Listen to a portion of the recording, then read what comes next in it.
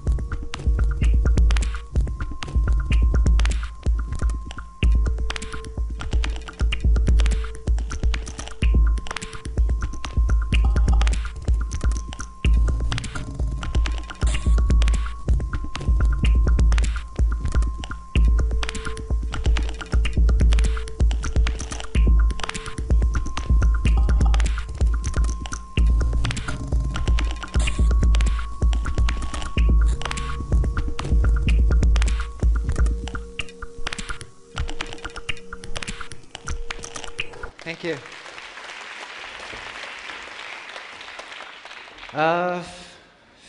I'm very happy to be here. My name is Andre. I'm a chef, and this is what I do, as you see just now. But today, we're not gonna talk about food, and I don't want to talk about how I started, what's the sad story behind a successful story, anyway. And also the reason that I'm here with my chef suit, because I gotta go back to cook later. So I just try to make more time for myself. Today we're gonna talk about something different. We'll talk about the original intention and the imagination. I feel like this is something we're missing when we're getting older. When we started getting older, we lose our imagination. We always say that, oh, you know, your son is so creative. Look at the painting, or look at the sketch that he or she did. But once we all get older, we can kind of see things. We kind of see through things, like we know everything. We know how the thing works, how the car works, and that this is how it is. So we don't see things with an imagination, or sometimes we forget what is the original intention that we have in us, or why you want to be a chef, or why you're an artist, why you are an architect. What's the original intention that makes you want to be an architect or a chef? I think most of you know what it is. It's a hat. No, it's not, right? We all recognize this, this drawing from The Little Prince, the story. This is the first chapter, the first story of Little Prince, when they talk about he made the first drawings, and everybody think that it's a hat. You know, those grown-ups, they don't know, they don't see what they see, and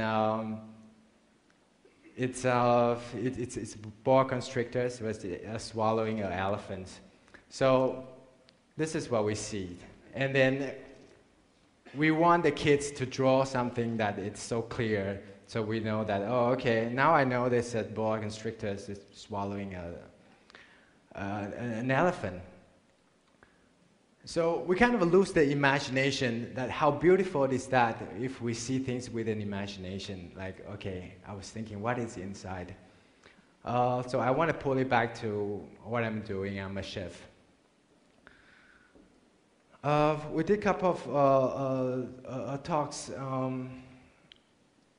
I always say that we're always in a search of a way to communicate with people in different, we're all in the different industries. By introducing the new flavors, the new produce, the new technique, it seems like it's our job. And all the chefs, all the time, they say, well, you know what, I got a new produce. You know what, I got a new technique, check this out. But I realized that one day I just woke up and realized that the most beautiful part of the experience is the intention, the process, and the story behind. What is the intention, the process, and story behind? We talk about cooking, the cuisine. When the boyfriend tried to figure out how to use the microwave and then to cook something for the girlfriend, the intention is beautiful. You don't want to know that what's going to come out from the microwave. Or a big mama was cooking for his parents. For his parents or for her kid. I think the process is beautiful, and that's something that I feel that it's been lacking. This morning I had an interview. I said, if the restaurant you order a pan-fried salmon, and then it comes to pan-fried salmon, and the waiter tell you, well, okay, this is your pan-fried salmon. Why you need to know? Because you already ordered a pan-fried salmon, right? In our restaurants, I hate to call it a restaurant, but unfortunately, it's a restaurant. I mean, because you have to pay. Because we don't say restaurant and you don't pay, right? You're invited. So, yeah. So we don't explain what is on the plate. We're explaining to the guests what is not on the plate. What is the intention? Why I create this dish? We hope to use what we know. We're not thinking that, oh, okay, we need to know more. We need to know all the technique. We know what we know. And then with the seasonal change, and then we change it the way that we work from the technique, the limited technique that we know. So, for these three intention, process, and story behind, that links to the art of philosophy. Art of philosophy is a word that I created myself. I was thinking that how can I describe a cuisine? How can I describe my cuisine? In a way. So, art of philosophy. I just want to use a very quick way to explain. Okay, this is okay, sorry. Maybe you're clear like this. This is the tongue. Okay? Okay, here is bitter. Okay, acid, sweet, and salty. Okay? So, how can if I can create 4 or 5 different dishes, separate into 5 different tastes. Every course is the first punch. It's fresh. It's just like if I give you a candy, then I give you a watermelon, you won't taste watermelon. You taste because your palate gets tired. So if I can create 4 different dishes with 4 different elements, then each course is a fresh punch. Then each message is clear. So how can I use this idea to create my cuisine? Oh, sorry, I can actually use this. If that's say, okay, this is our brain. It looks more like a coffee beans, I know. Okay, if this is our brain from top down, what is the ultimate dining experience? What is the ultimate dining experience? It's not just, well, I had a good food, well, that restaurant was cool. It's when you walk out to the restaurant and then you say, wow, that was something. It's the same experience that when you see a great movie in that 2.5 hours, exactly the same time as you have a dinner, and you walk out to that door, or walk out to the theater, you say, wow, just now that took me to another space, and then I want to do that again. Yeah? That's why some of the great movies we see 3 times, 5 times, and then you still get into that zone, and then come back again. So how can I create that? If I give them a different message, just like the movie. This morning we were talking about movie. If I can give this movie nervous, a bit of emotion, a little bit of intensity, a bit of excitement, give them the different elements. Every course, it's just like the different part of the movie. It should be different. It should have a different meaning in where they are. Okay, it's a menu. So that's what I said. I started when I was really young. And what is my cuisine? I've been thinking about what is my cuisine. And I go back for the past 15 years. I go back to everything that I do. All the books that I read, every little note that I had. And I look at them and I said, what is my cuisine? What is me? What is Andre? I don't want to cook what other people is cooking. I want to know what is me. That's why I left France. I left the jet set job that I have of running 6 restaurants all over the world. In France, you know, because I lost my original intention of being a chef and that fire that we're talking about. So I left and I went to Seychelles.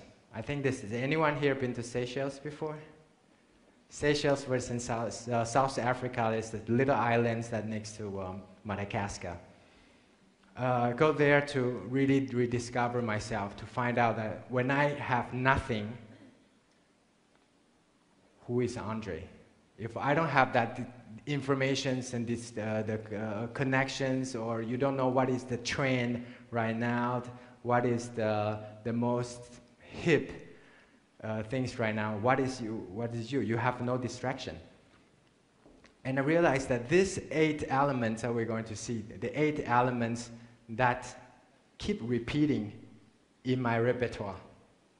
These 8 elements keep repeating in a different form in my little books. And I said, that is Andre. Because it doesn't have a fixed form, but the structure is there, these 8 elements. So I said, well, then this is Andre.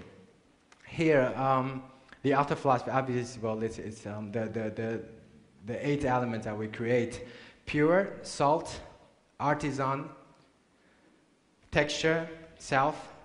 South will mean south of France. Okay, and then memory, terroir. I want to just have a quick go through some of the elements in these 8. For example, in our restaurant we don't have menus. We don't have menus. We have only the menu. When you open it, it's only have 8 words. It's the 8 words that you saw just now. So people's like, okay, well, at least I can see the price. There's no price on it. Yeah. I just want to quickly go through the 3 elements inside so that you have an idea. Artisan. We talked about an intention just now. Artisan. It's a dish that I always think when a chef, you go to a restaurant, the chef will tell you, I did this, I created this, I made this. It's always, I did it. It's me, it's my style. And then you want to show, you want to impress the guests who you are. But have we ever realized that all the nice producers, the farmers, the ways that we have a master of rice that's going to do a talking later, have we ever think about what they thought about their produce? No. There's only I made this rice into powder, something. I made it into. So I was thinking that it's just an intention. I'm thinking, can I make a dish that doesn't belong to Andre? Can I make a dish that belongs to him or any producer? Can I tell his story in my restaurant? Because I cannot make the A dish of all other people's dish, right? But I cannot have one that belongs to him, not belongs to me. Yes, I can. So artisan is the dish that it doesn't belong to me. I use the favorite vegetables or favorite dish, favorite fish that I like from one of the producer, the artist. Then I ask them, what is the best way? What's your favorite way to enjoy the produce? And I try to use the closest way to present it in the way that he wanted. It's like his baby, right? It's like his baby. You grow the vegetables from this to this to this, and then you want to give it to a good hand. You want to give it to someone that will enjoy and appreciate it.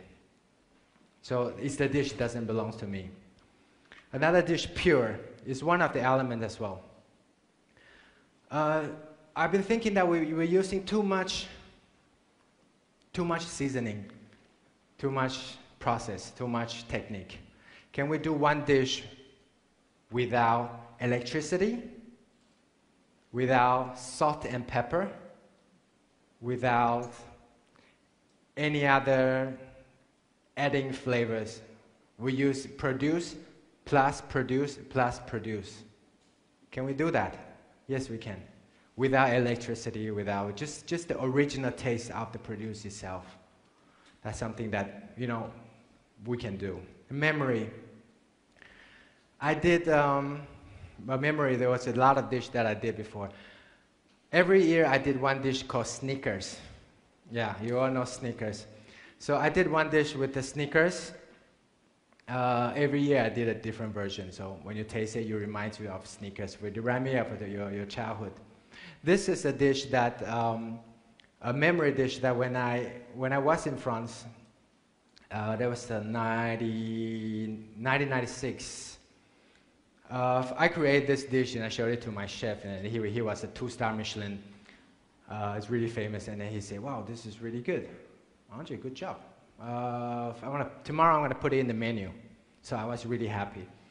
I was so proud, because I was at the 2-star Michelin restaurants, and the chef was putting my dish in the restaurant. I was like, oh my God. The year after, I was still working there. We were rated 3-star Michelin, and it's one of the highest rank. And my dish was in there. I was so happy. I was like, I am part of it. And that bring me the original intention, that feeling back again, that this is why I want to be a chef. This is why I want to be in this business.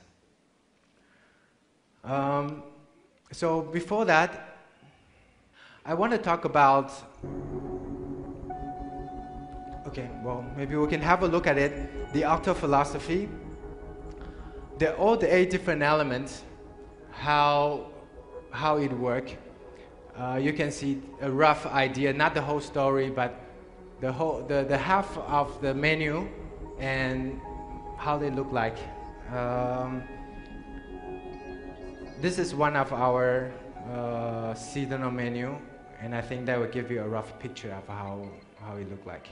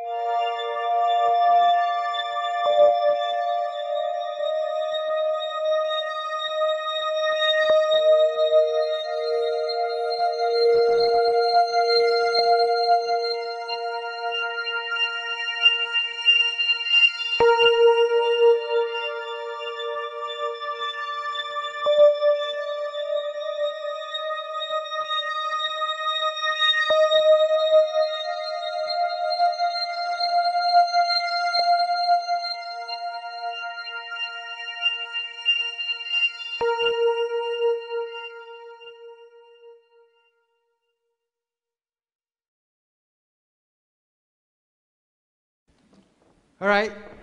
So thank you very much. Thank you very much. I hope you all enjoyed it. And I think most important, I hope everybody find your original intention and be creative and find our own imagination to everything that we do. Thank you very much.